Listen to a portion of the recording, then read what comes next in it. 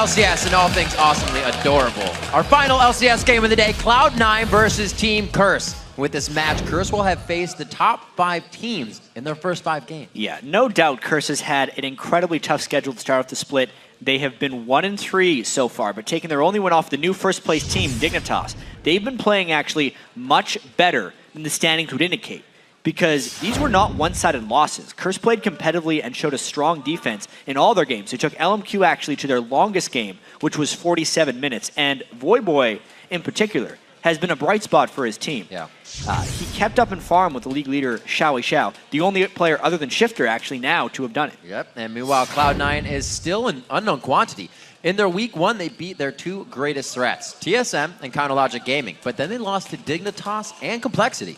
Yeah, and there's a reason you make a big deal when Cloud9 loses. It's because they're the 2-time defending champs, and they've dominated the league since they joined it. And now after the first week of the summer split, they have half the losses they had in the first week of the summer that they had in the entire spring. They only lost 4 times in the entire spring, and they're tied for 4th place right now, which is not the way Cloud9 wants to be. They're working to overcome High's time away right now, so we'll see if another week of practice has them back in form as they face Curse and then the #1 LMQ tomorrow. Right, and Curse is a solid team with sound tactical plans. But as they say, to win games, the devil is in the details. I think Curse is extremely good this season. They've beat us in a ton of scrims. Curse is always one of those teams that I think they know exactly what they're supposed to be doing, but random things just seem to go wrong in their games. I definitely think C9 is still the strongest team in NA, so they should be our toughest opponents. There's a lot of times where we're making a lot of mistakes that we don't normally make. We need to mimic our level 1s from practice. We can't get lazy with trinket timers or anything like that, and we need to be on time to objectives. I think Voyboy's gotten really strong this season. He plays a really good Yasuo, and I think he played KO as well, and I think he's really good on the champions. He's been practicing a ton in solo queue, just putting all of his time into really improving as a player. I honestly think we can beat any team right now. We are feeling pretty good. I mean, losses have obviously hit our mental fortitude a little bit, but the most important thing is just for us to remember that it's a long season, like we have a lot of time to improve, and we're already feeling good. You know, a lot of strength comes from Curse's momentum and mentality coming into these games. Yeah. Hopefully they can get the results sooner in the split than having to fight for themselves to get to a top 3. And they want to join the conversation of being a top team in North America, because as of now, they're not really getting the respect of that. Not at all. Let's see what our last game of the day provides. We'll check out the starting lineups on the blue side. It's Cloud9. In the top lane is Balls, Meteos in the jungle, High in the mid lane, Sneaky Daddy carry, and Lemon Nation, as usual, backing them up on support. And the red side, of course, is Curse with the incredibly tough schedule. Quas in the top line now will dominate in the jungle, from Voyboy in mid, Copnady carry, and the new guy, X Special on support.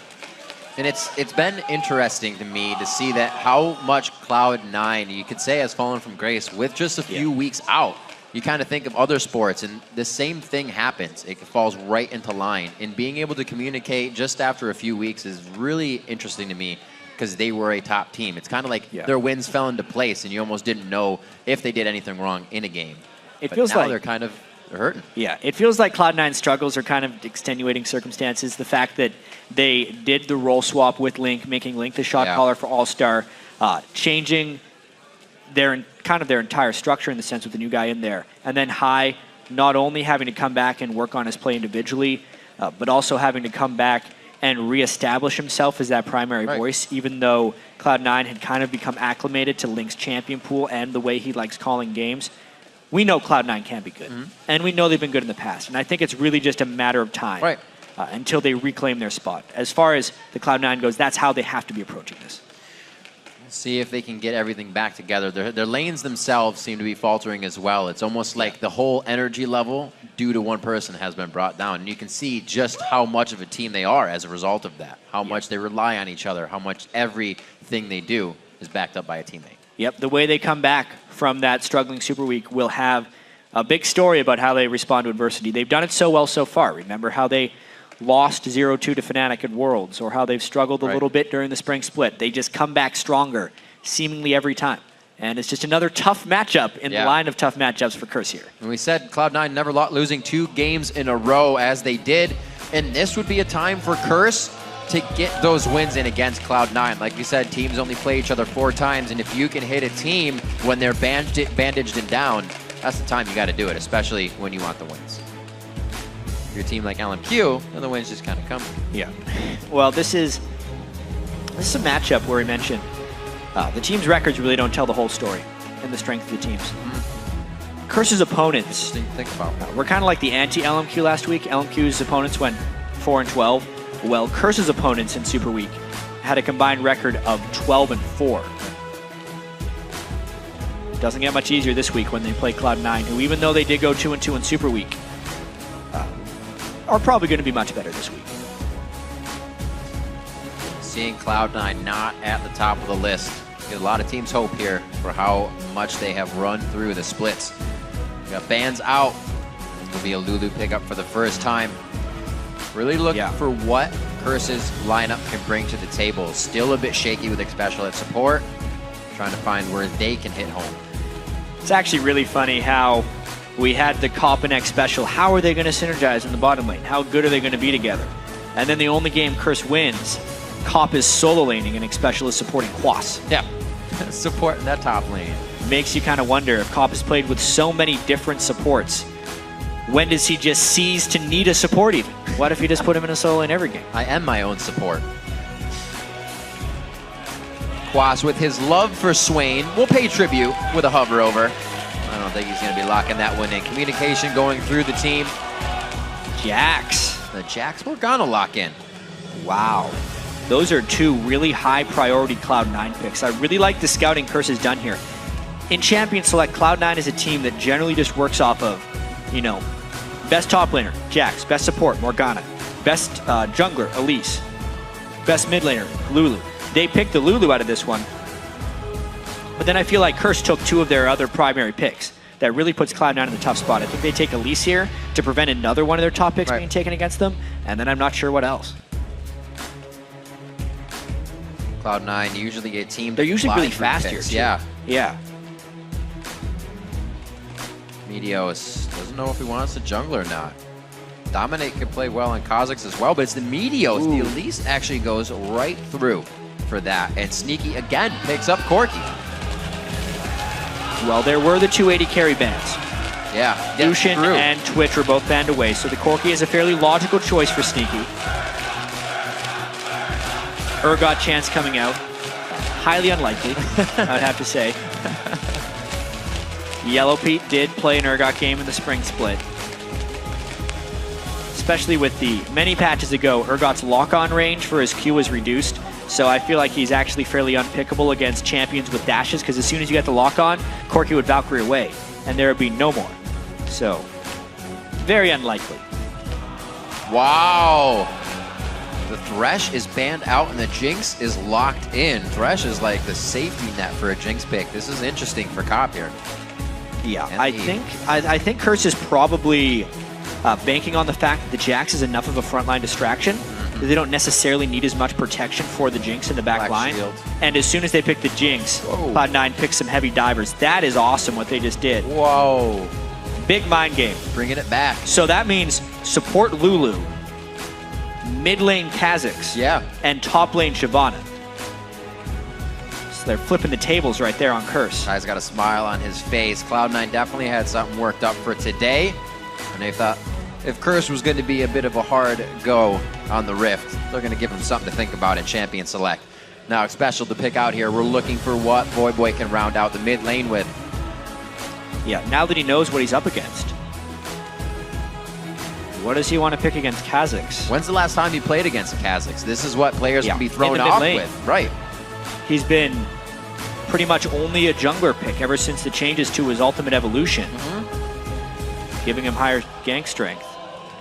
Does he go for the lane domination and range advantage with Syndra? Really fast fingers on that Syndra. Just the generalist.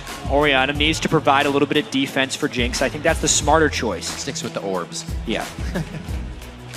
At least one this time.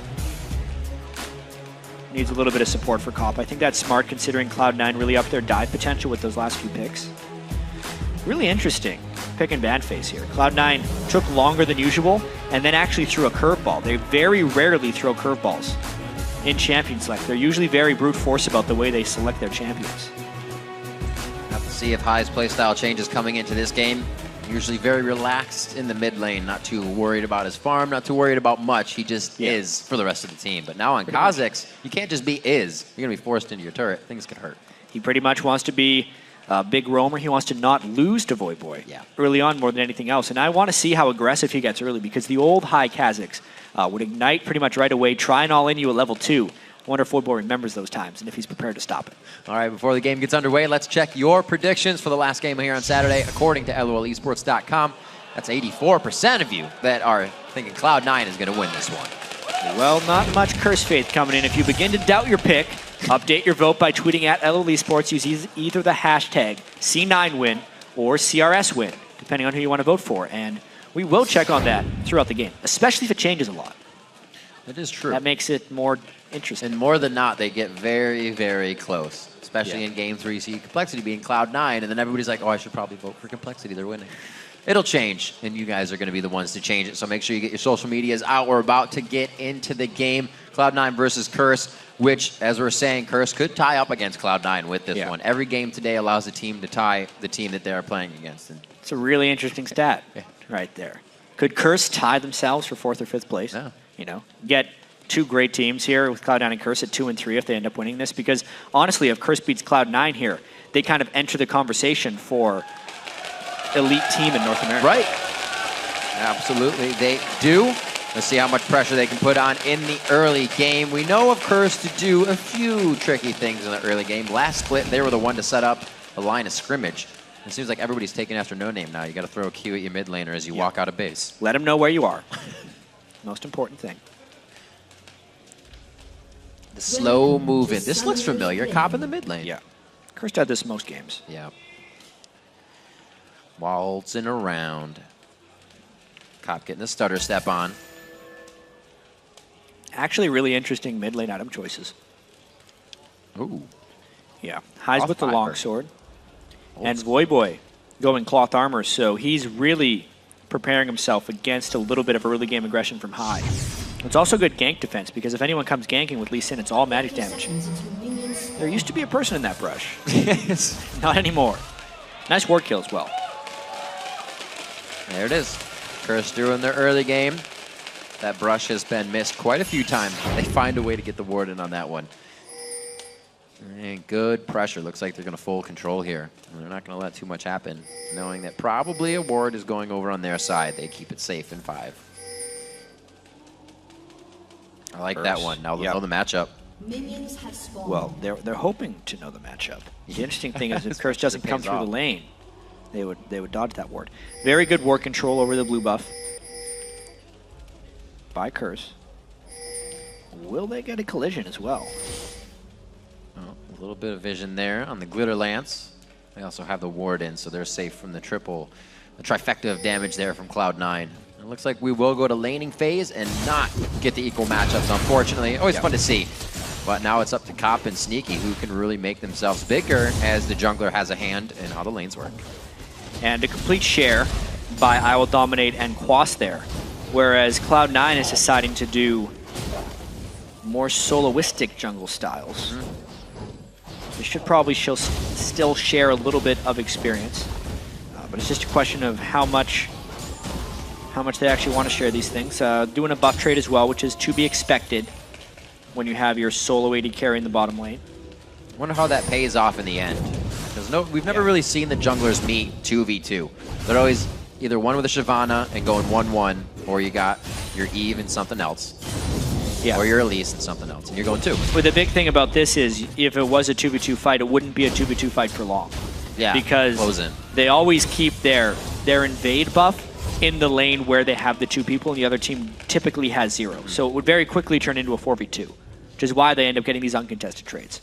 And easily down and out. Dominate and Quas make it back to the safe side of the jungle. You see 16-8 in the mid lane. Voyboy working that clockwork wind-up auto attack passive as well to keep high on the back heel. I wonder if Cloud9's going to continue to do this double jungle strategy, or if they actually try and morph this into an old 4v0 push. It doesn't look like it. They're going for an extremely early dragon. Wow. They're going to have to tank that dragon damage fairly adequately, and Curse with that ward might actually collapse here. Cloud9 in a lot of danger. Oh me, oh my, oh Lemon Nation, the empowered strike, the auto attack Wait a minute, though. They could get themselves into a sticky situation. This is a lot of Cloud9 going hard. The flash in. Does he have it? Gets the red buff proc onto Voyboy. That's no more mana. That's no flash. That's a dead Voyboy. Dominate with a few more. He hits it. The burn. The kill for High. The rebuff. What a disaster for Curse. And much like the team that has the 80 carry on support of the side of the buff invade has an advantage if there's a fight, Cloud9 has this advantage because they have more collapsibility here. So many flashes burned just to finish off Lemon Nation, forgetting that they're completely outnumbered. Quas and Voyboy have no flashes for the escape here, so once Meteos gets in range with the red buff, there is no escape. Dominate sticks around because he thinks he can fight after it. High has an Ignite as well after landing that W, and they just clean the Curse team. The Dragon was actually a bait, which is so unexpected 3 minutes and 30 seconds into the game. Cloud9 making moves right out of the gate, and that gives them only a 700 gold lead, but the amount that they must have shaken up Curse from that one is going to pay off even more. High now with double busts in the mid lane, got that off of Dominate. He's going to be having fun against Voyboy. Yeah, that is exactly what Voyboy wanted to avoid. Yeah, absolutely. The earliest possible Tiamat or Ravenous Hydra for High is going to happen with that 1-0-2 open. And also now ward control can go into the hands of Cloud9. See if we can get balls to the top lane now. Hopefully he can start soaking up experience. Quas at 5 CS. He's trying to do They're the doing same. this thing again, where Cop is a solo laner, and they're trying to support X Special with Quas. So at the moment, Cop has the big level advantage. He will be fine in that solo lane. But it is very interesting how they're decoupling their support and AD carry so much. Meteos getting good ward clears out. They know the pink is there, so they could go back to hit it. Already 2 sweepers here for Cloud9, and they're going to make sure they get a little bit of use out of those right away. Meteos kind of hatching that one, has no chance to clear it. But he's safe. High is right there if he needs them. They're moving as a team. They need it. Yeah, High, more so than other mid laners in the LCS, will swap to sweeper, usually on his first back. I actually noticed Link doing it in his game as well. The time spent on Cloud9 5 or something changed his view on the game a little bit. The danger of allowing the enemy into your home turf. Cloud9 getting their intel stolen by Link a little bit. Still an effective strategy for those guys, though. That Double red buffs. and blue buff. Yep. Coming up big. Voyboy is feeling the pain in the mid lane, but with his kill, still doing all right. He's keeping his CS up against High, who usually is farther down in CS, just due to the way he plays. See, special back to ward. They're keeping it clear. So pressure to the mid lane, possibly, or pressure off of the mid lane.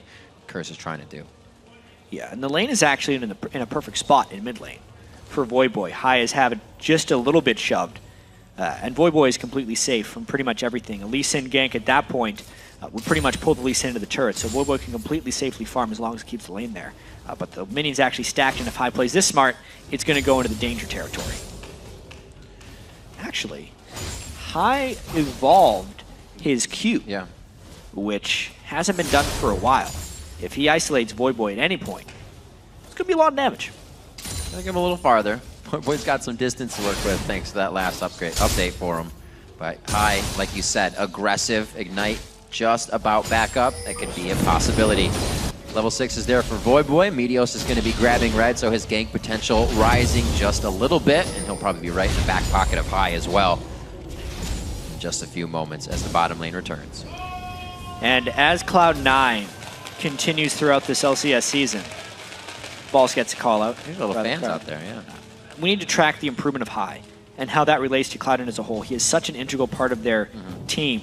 His ability to, feel good and execute his calls as much as he comes back from injury. He actually tweeted that he can sleep on his side now. He couldn't do that last week. So he's actually much more rested coming back off that collapsed lung. Yeah, it's still it's there. It's a very legitimate injury. Absolutely. He looks good. You see him on the camera, it doesn't look like much, but there's strain in the game, and it does affect you. You're battling that as well as a team that wants to just crush you down. This will be quite helpful. He'll pick this back up. Actually, that'll just go to Meteos with safety from the rest of the lanes, and Cloud9 is starting to encroach a little bit. Curse is losing ground. Yeah, I wonder if we're going to start seeing the turret pushes now coming out from Cloud9 since they have incurred that small advantage already, and knowing that the damage reduction from turrets is now expired, being that we are 8 minutes, 40 seconds into the game. Boy trying to fast push those lanes with dissonance. Usually it's just a quick EQ or QE back and forth. Wasting out that mana. He will back. Seeker's arm guard first for him, seeing all this damage come in. 80 heavy. Going on to Quas, the level 6. Counter-Strike is up. The fans may not be too happy with that trade. Well, double Dorians early on for Balls. Shyvana is not the matchup you want to pick into Jax typically. You want Shyvana to be able to either stack armor or get a lead on Jax. Otherwise, it's very difficult for Shyvana to be successful. And knowing that Quas had the support so early in the game, it's a tough matchup, but Balls is holding his own thus far. It's a good fight, round after round. It's pretty much even trade. A little bit of healing coming in from whatever they're running, especially those Dorans. Little bottom lane, the turret almost down. Our first one to go down, just a few more shots. Curse is going to try to stave that off for a little bit, but right now, 81 to 75. Everybody's quite matched up across the board. Just that 1,000 gold lead from a few kills and the Dargon. Yeah, even the levels. Level 7 80 carries and level 5 supports on both sides. BF swords as well, just that long sword on Sneaky giving him a slight edge. And just that, a slight edge for Cloud9 in this match. The question will be, can they transition that slight edge into a resounding victory like they usually did last split? Or will it be more like their game against Complexity where they're just out of sorts and lackadaisical the whole game? Seems like the point High being out has affected the most is reacting. Cloud9 seems like they can do things, but once, like you said, once they're kind of on the back foot, without High being there recently is a little chaotic. Yeah, Meteos clearing out wards. Even getting on the back foot in the first place. Right. A lot of the early skirmishes the team has, there's just a shred of uncertainty or just bad decisions. That's something Meteos used to, announce, and he would say, I will not gank unless it feels 90% like it's going to work. And the gank against Complexity was a triple kill for Robert X. Lee, and it looked like there was hesitation.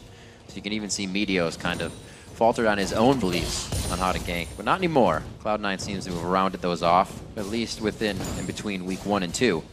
We'll see how they fare for the rest of this week. Coming up on 11 minutes, Cloud9 so far holding every lane pretty much to their control. They might be looking for some sneaky moves right here too.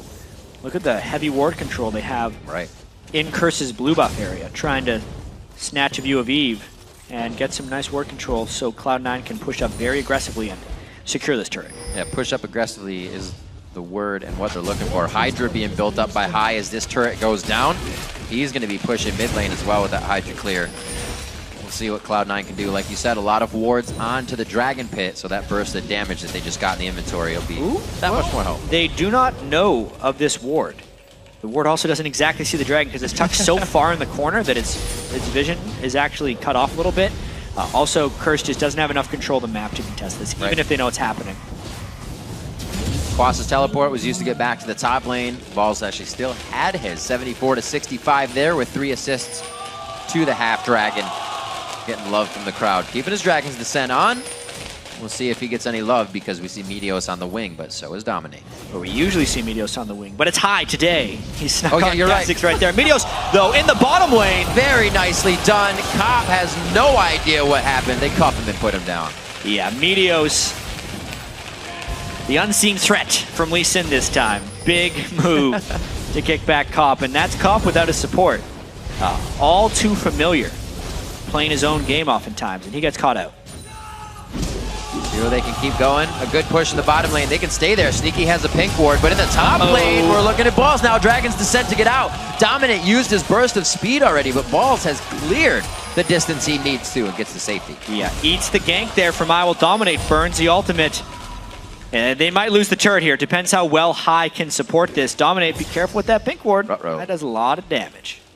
1-for-1 hit. Oh no, he walks by because he wants to kill. They are scared of High right now. 2v1. They know they're a little bit low. Shots on. Oh my god, he got the jump before he gets in the brush. He was hoping for at least a landing. Quas was, but it's all done in midair. Looking good. It's one of the best things about rushing a Ravenous Hydra on Kha'Zix is people want to stand together to avoid the isolation damage. But they don't want to stand together because they'll take AoE from the Hydra. Because Quas was isolated there, the Q basically just ate him alive, and it gives High a nice roam kill, 2-0-2. That was a great job. A lot of time was put into that by Curse as well. For no reward. Right, no reward at all, and the turret going down. So they lose pressure in the top lane. Balls gets to stay there. Quas can teleport back, but he's not even going to have to. The minion wave is coming to him as Cloud9 gets much more on the map. Yeah, they want this blue buff as well because they still maintain that strong ward presence in the cursed blue buff. Oh, hey. Uh-oh. Or the smite can make it in. He's good. Safeguard out. Wow. What a bro. He just Valkyries away from him. Yeah. No safeguard for you, friend. Blue I have buff. minions to farm. Yep. All the minions going into double lift mode. So he'll keep himself good in the bottom lane. Like you said, once this happens, the AD carries are always kind of sitting low on items until they finally decide to back because they're not seeing any pressure. Yeah. It's very much a AD carries get the farm. They become the main damage dealers for these teams because there's essentially 3 roamers, a mid laner and an AD carry. And also a dragon.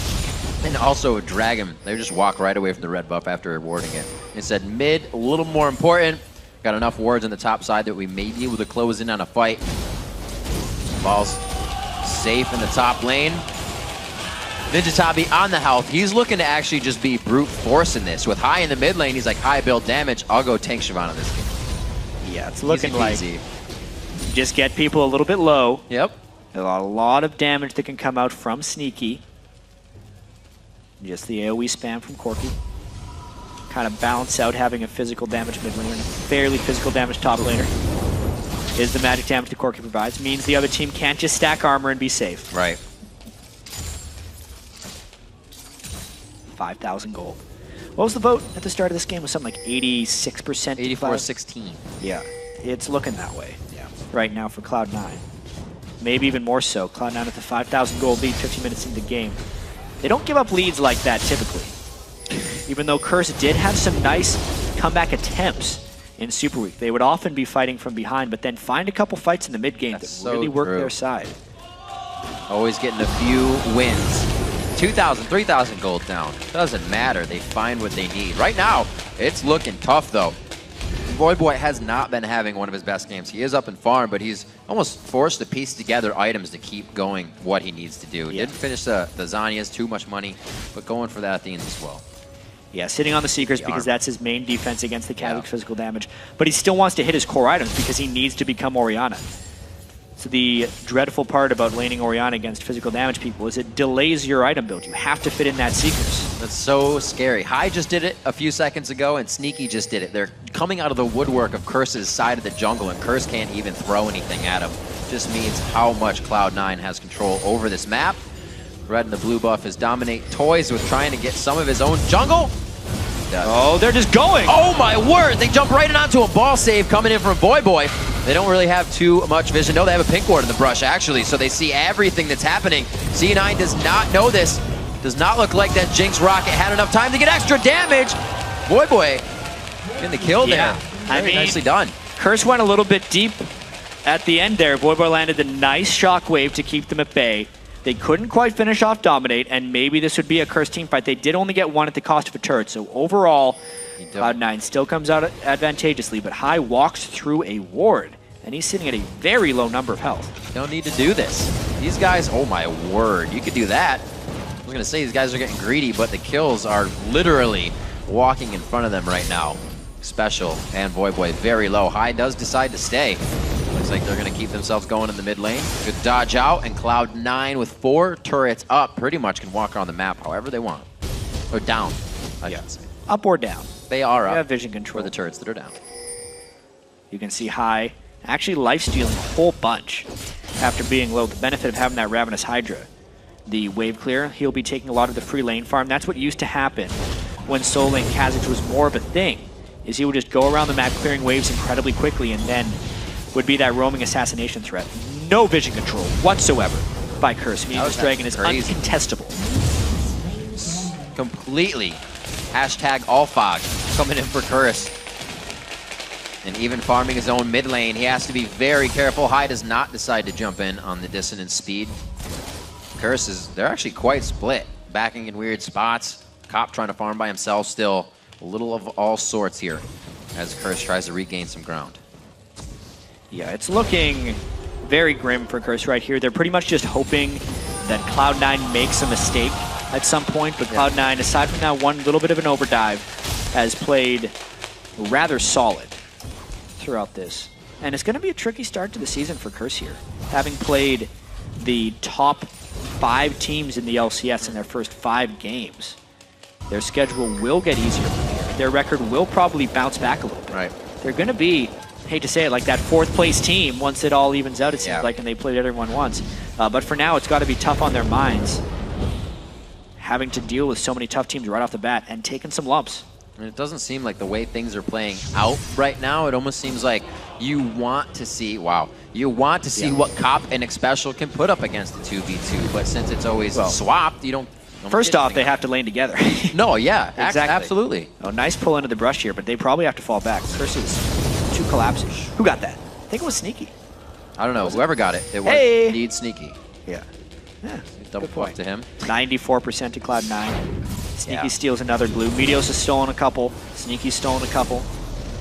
Far and away ahead on items now. Elimination thrown in the favorite. Mikhail's Crucible already. He's also got cooldowns to spit out the shields, the slow, the continuous fight. I mean, the entire Cloud9 team pretty much continues to catch up to you if you're fighting them. Wonder if the camera shoots to balls for like half a second, you get half of a balls chant? I don't know. Yeah, maybe. That's apparently what happens. Just a quick. So the red buff being taken away, draining all resources that they can, while leaving up the annoyance of a little bit. Curse has lost control. Yeah, starved out. He's not even on the screen. 20 minutes into this one. A lot of fast games today. The teams came in with the notebooks out, knowing what they wanted to do. The man of the hour apparently going head-to-head now with Quas, level 12s, as they both take a bite out of crime on that one. Well, the Sunfire Cape and the Ninja Tabi make him a formidable foe right there for Quas, but this is all allowing Cloud9 to set up vision control. Nice scout there by Xpecial. He's going to know if people are there based on his passive item activating to see if it hits. Sneaky little Tormented Soil Scout. Yep. Also, all these rockets coming over from Sneaky himself, doing a good bit of damage. Doesn't have too much damage built up, just a Blade of the Ruin King, yeah. The Bloodthirster that he's stacking up for now, but it's still, the big bombs are impacting these fights. Wow. Sneaky's sitting on 2,700 gold, actually. That's the whole not going back thing. Just always, these 80 carries in this meta right now are crazy. Should be a turret here coming in for Cloud9. Dark Binding just missing with a nice sidestep from Sneaky. Taking a few shots. Not able to get the turret down just yet, but you can see Curse. There's no definitive way. They don't want to throw the ball onto somebody. Quas isn't going to come in and give them that delivery engage that they have because it'll be a wipeout. Exactly, and if Dominate could somehow flank through the jungle, he doesn't know when he's going to walk through a pink ward. I mean, look at all the wards that Cloud9 has up.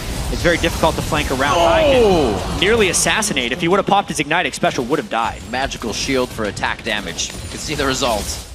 Not too good. 36.5 to 29.3. 5 turrets, so the inhibitor turrets still stand. But look at the vision control that they have. They can easily just be on Baron right now. You can't see the particles if you're on Curse's side. That's only a spectator thing. So right now, Curse is worried about walking into their jungle. They scouted the brush with the pink ward in there. Maybe they could flash in at the last second. The timing actually works out. Oh man, that was close. That was very close, and with the never mind. There's a second delivery there. At least he kept them in line for a second. They go 1 for 1, but the Baron. Cloud9 is just putting themselves on top of this game. Yeah, ball still 0-0-3 apparently. 9,000 gold lead. And Quas trying to get that bottom turret all the while, but this is completely in Curse's side. Dominate. That was close. It's worth a try, quite honestly. At this point, absolutely. And then they've gotten quite low because Cloud9 had such paramount vision control there. A little bit risky, but overall I think a smart call by Cloud9 to go for that. And high falling is not a bad thing. It gets even harder and harder now that Cloud9 with Baron. If the game is so low in time that even if Curse gets the fight they want and can get kills, it's only about 28 to 30 seconds that Cloud9's off the map. Curse won't be able to gain much at all. Yeah, and it's 5 turrets to 2. Right. If Curse even wins the fight because it's most likely going to be on their own doorstep, it's going to be so long until they can turn the minion wave around that Cloud9's most likely going to be respawned at that point. Cloud9 can actually play extremely aggressive and even a little bit reckless right now because they built up such a lead. I'd say Voidboy getting this Sanya's fixed up is going to be very helpful, but Xpecial really, other people, Dominate, have been the focus of High coming in and almost zeroing them out. So Voidboy is really just there to give himself a little safety with that Sanya's, hopefully a play to be made coming up here for Curse. Like you said, it could be in front of the base with that Morgana Soul Shackle in the tight spot. It's really all they have left to get a fight going. Curse has, like you said, very few options. Even if Quas could get a nice stun on people, it's just not there. Right. They have the Mikhail's heal from Lemon Nation. Rank 2 of his ultimate, another Dragon easily being taken by Cloud9. Slow and steady actually winning the race here for Cloud9. They're trying to regain their composure and consistency that they seem to lose a little bit during Super Week. That'll help, give them something to do. Solo lanes are 1 level up, 14s to 13s on the tops and mid. That just gives Cloud9 the better chance in these fights, stat-wise, and just really being in position for them. 43 to 33, so we got a 10,000 gold lead. Cloud9 can make it more, and they have before. Still, with the wards on the map, we do see that Curse is getting a few more wards out, but like we said, they can't even use them yet. Yeah, they're only getting the wards extremely close to their own base. The 3 supers of Cloud9 don't necessarily need to take those down, because the only thing those wards are defending is, hey, which inhibitor turret are they going to be attacking next? And even, you know, that brush, it doesn't really give Curse many catch options. A lot of shields, safety, jumps, gap closers that Cloud9 can use if they do get into a sticky situation. Top turret going down in the split push, and this is really going to start to spread Curse thin. That's what they can't afford. Yeah, I think we might be seeing it dive fairly shortly. There's armor getting stacked up on Meteos and Balls. We know that High can actually jump in and pretty much one-shot someone. Gotta be careful with my language. Uh-oh. Oh, he's going in on Quas. There he is, he's going deep. It looks like the wild growth is on. It's gonna be a few more bites. Chop, chop. There it is, Quas goes down. First kill of the game for Balls, 1-0-3, and here's the dive. Going in, one more shot. Sneaky's gotta try to dodge a minion playing body block to his missiles. He's in a bad situation right now, but the Baron buff is keeping everybody nice and healthy. It's going on to the turrets as well. The inhibitor's gonna be going down as Balls flaps his wings to get that one to go down. Yeah. Curse's base is just getting erased right now. They're losing inhibitors and turrets, everything going down. Ball's taking out that inhibitor. Just breathes fire, and Void Boy says, get away from me. This is my 26 minutes, 8-3, and 8-2 in turrets. Curse's base is in shambles. Yeah, this has been a completely dominating affair by Cloud9.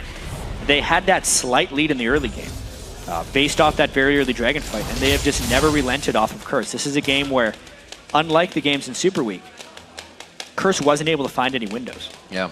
They haven't made this a close game. They haven't been able to contest their buffs, and they have slowly just given up all their gold and all their resources directly to Cloud9. Yeah, this fight was on the other side while Balls was killing Jax. Meteos jumps all the way in with High, and because he's the tanky one, he can tank the turret for a while. And a sneaky little jump out during the shockwave from High. Something they've been looking He's back. for all He's playing game. great on Classics this game. He put his time in. There was a little bit of falter there when High came back, and even he knew it. Meteos talked about it a little bit as well in some of the interviews, but these guys look to be very much back in form, and they're all doing stuff on their own, too. Not waiting for the initiation, knowing limitations.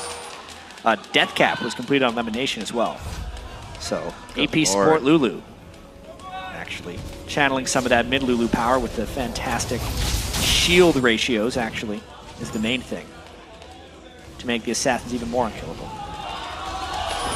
Cloud9 making their way in. They got one last inhibitor turret. We have Quas in the bottom lane, but it looks like they're making a ring around the rosy. Yeah, they got 2 inhibitors down. The side. So they're coming in from the side where the inhibitors are. Going to get this 3rd inhibitor down.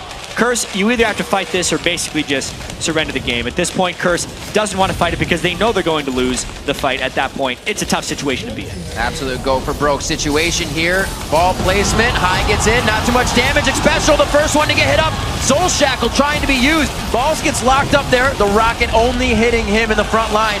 Grandmaster is on for Quas. They hold it off, but only to lose their inhibitor. Cloud9 is looking for the win. They're so low, and there's so many super minions here. They're low, and they don't really have time to heal. Oh, that was a shot. He made it. It followed through the flash. The Nexus turret will fall. Another 28-minute game coming in for week 2. Saturday showing and proving to be an awesome day of League of Legends games. Cloud9 eyes on the Nexus. 28-20 on the clock as they take down Curse. A lot of fast games, and Cloud9 returns to form with a very quick 28-minute, 28-second victory there, destroying Curse. With the Balls chant of his own. With the Balls chant of his own. getting a lot of love that game. The fans coming out for Cloud9 here in the last game. Curse, as they have said before, when things happen like that, they fall into the can we do this? No, let's not. Can we do this? No, let's not. It's not that they get quiet, it's just they don't pull the trigger. Yeah. It's always tough to criticize teams for losing to Cloud9 because Cloud9 has historically dominated the North American scene. But for Curse, the reason they bring on Xpecial is because last split they were lackadaisical in their calls when they fall behind. They wanted the decisive person to come in there and let them do stuff. It didn't happen this game. It looked like the old Curse. Once they fell behind, they were not making any moves. Comp was laning on his own.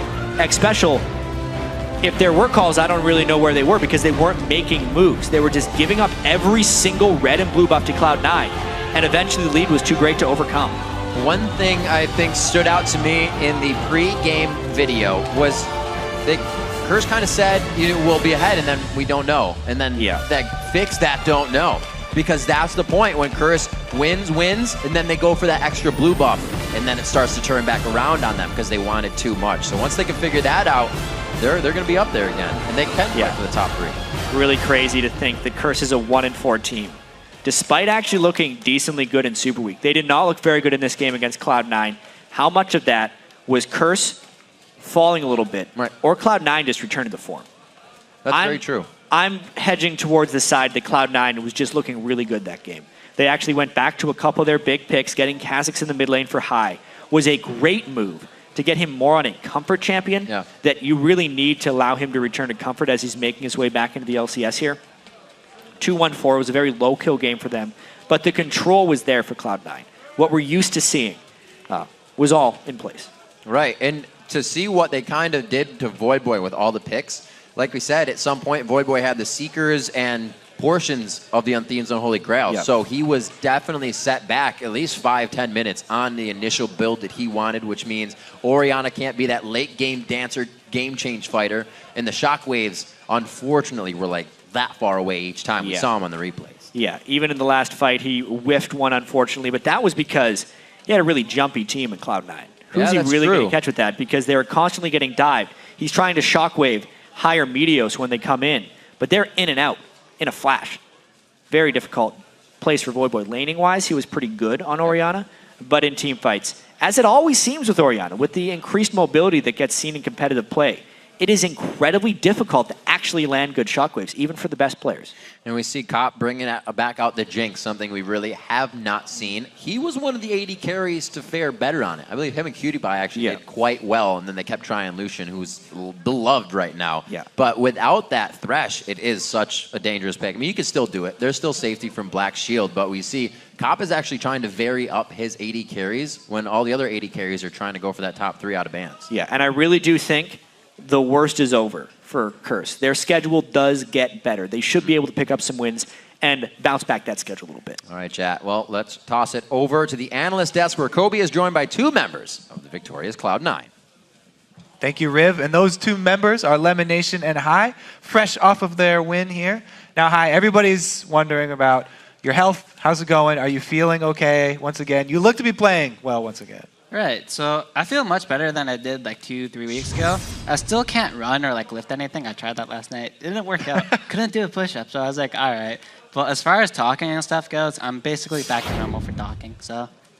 As far as your solo play, just by yourself in laning phase, are you feeling more confident as well?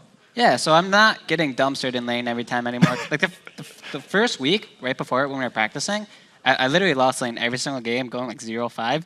Granted, I still feed sometimes, but I'm playing much better, and I'm not being a burden to my team anymore, so. Yeah, it looked like the Kha'Zix picks actually was a boon for you guys. A little bit of mind games there in Champion Select. Lemon, let's get some perspective on how this has affected the rest of the team. What? High's illness and his lack of ability to perform right when you guys came back, and now his resurgence. I mean, it's true he was feeding a lot in the scrims when he first came back, but, I mean, we're used to that. So.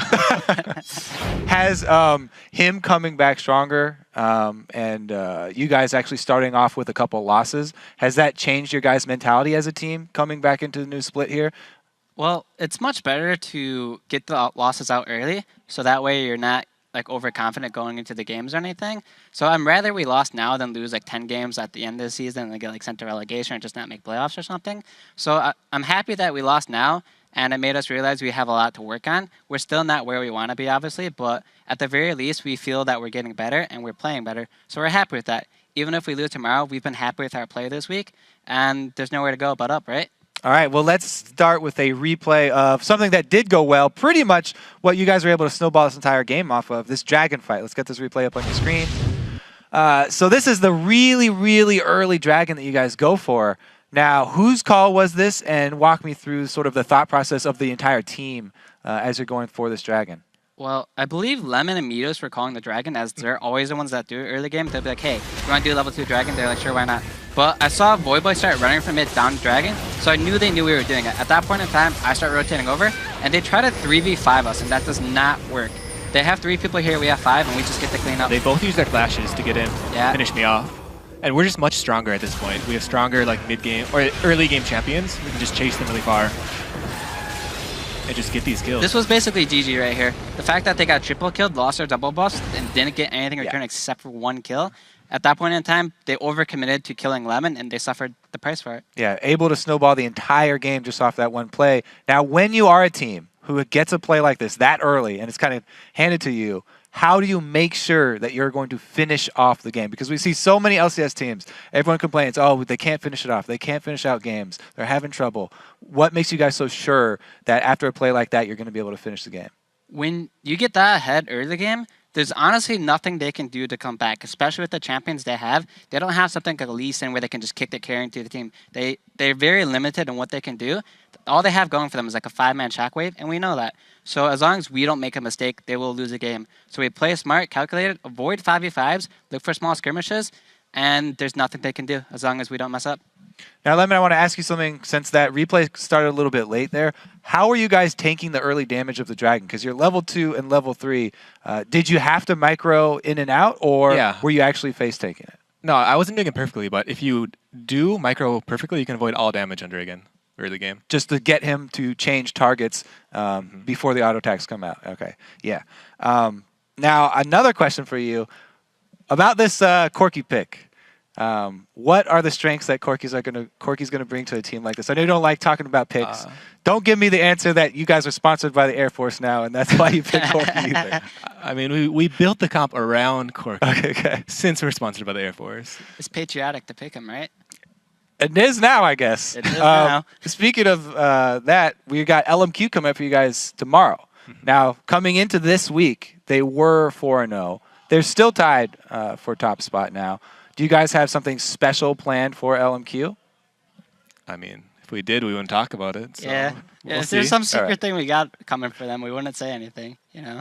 Okay. That's how secrets get revealed. Someone asking you say it, then it's not a secret anymore. Do you guys feel, since you started out not so strong this split, that there's more pressure to come up with strategies beforehand? Do you feel like you're taking these games more seriously, trying harder to come into the games with pre-made plans? I wouldn't say more pressure. I think when you're at the top, like you have the first place, there's a lot of pressure to stay there. And I feel like coming like this, there's just less pressure. Always nice to have less pressure then. There's added pressure from Fantasy LCS, though. You get all these random tweets saying, hey, man, why'd you feed last game? You're benched off my team. I'm just like, sorry, dude, I didn't mean to lose you that bet, but well, what can I do? I didn't like losing either, but this is just like salt in the wound, you know? On that note, if you would have ignited Morgana on that all-in, I didn't think she would take that much damage. More kill. I didn't think she'd take that much damage. I was like, oh, shit, I should have ignited her, shouldn't I? All right, well, thank both of you guys for joining me at the desk today. Now we are going to hand it over to Riv and Jet at the caster desk.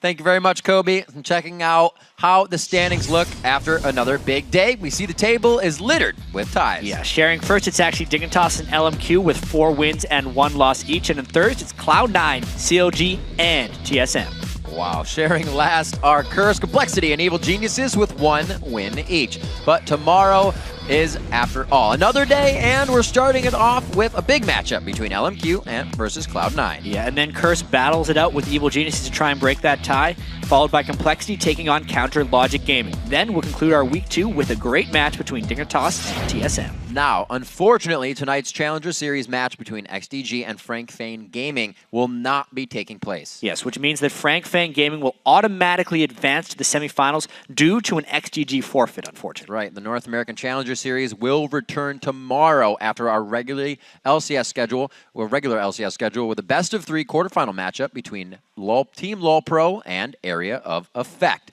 Now, for myself, Chat, Kobe Freak, and the entire live broadcast crew, thank you for watching. We'll see you back here tomorrow for another day of League action.